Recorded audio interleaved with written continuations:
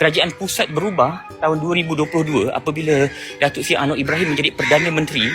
Datuk Seri Haji G dan orang-orang bersatu dan Perikatan Nasional ini, dia umum menyokong kerajaan perpaduan Datuk Seri Anwar Ibrahim. Jadi di situ telah bermulanya politik kartun ataupun politik kartun madani ini. Ketika Haji G mengangkat sumpah sebagai Ketua Menteri Sabah pada September 2020 itu, timbalan Ketua Menterinya adalah Datuk Bung Mokhtar. Sebab ketika itu Perikatan Nasional bekerjasama dengan UMNO Barisan Nasional yang ketuanya Datuk Seri Bung Mokhtar lah. Itu kisahnya. Tetapi Januari 2023 berlaku pergolakan antara UMNO dan juga Haji G ini apabila Datuk Seri Bung Mokhtar menarik sokongan kepada kerajaan Datuk Seri Haji G. Dan bermula Januari 2023 itulah UMNO menjadi pembangkang di Dun Sabah ini. Dan Haji G pula kekal menjadi Ketua Menteri sebab disokong pula oleh Pakatan Harapan.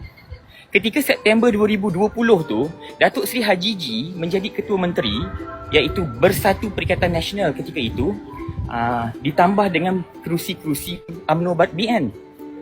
Tetapi 2023 ada gerakan oleh Datuk Bung Mokhtar UMNO ni nak jatuhkan Haji G dengan kerjasama Parti Warisan.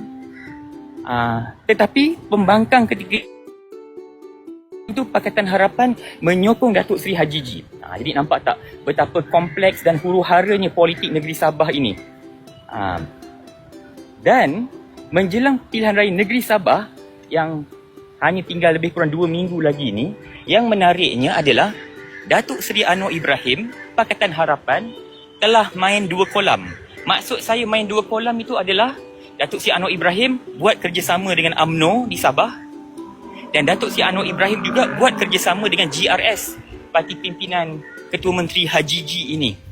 Tetapi Datuk Bung Mokhtar memang umpama hidup mati semula tak mahu bekerjasama dengan GRS pimpinan Datuk Seri Haji G Mat Nor.